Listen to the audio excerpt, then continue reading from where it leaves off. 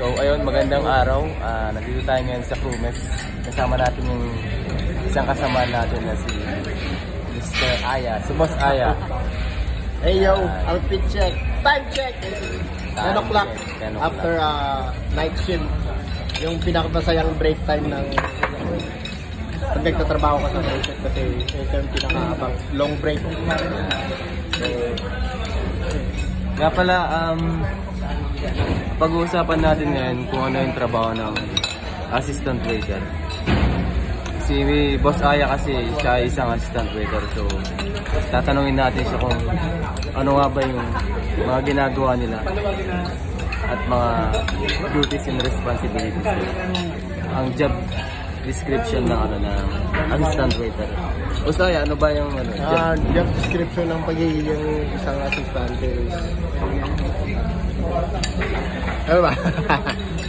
Misa, we're doing misa. Organize the dummy, picking up the food order, and taking also the order when the waiter is busy. Follow up the starter, main course, serve ng coffee, and then ano pa ba? Nag-check ng food. Ano ba yan? Umaga, tanghali, tsaka dinner yun? Yes.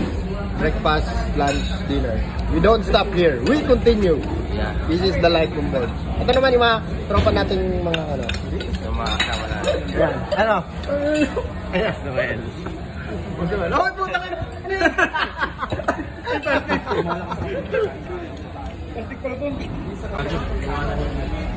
Ano nga pala yung mga masasabi mo sa mga aspiring seaman natin sa na gustong sumampa rin ng barko? Oo, na gusto sumampa ng barko. Continue lang kayo. Pasa lang kayo ng pasa. Marami namang shipping company sa Manila na pwede mong pasahan. Huwag lang kayo mawawala ng pag-asa kasi every one another have its own their meron tayong kanya-kanyang time.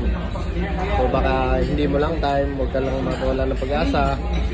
Basta sipagan mo lang kasi pag masipag ka, yung swerte malapit na sa'yo. Ganun lang, sipag, saka huwag kalimutan natin magdasal. Yung Panginoon, that is all is good. Yun! Galing mo talaga, Boss Aya. Idol. Maraming salamat. Kevin!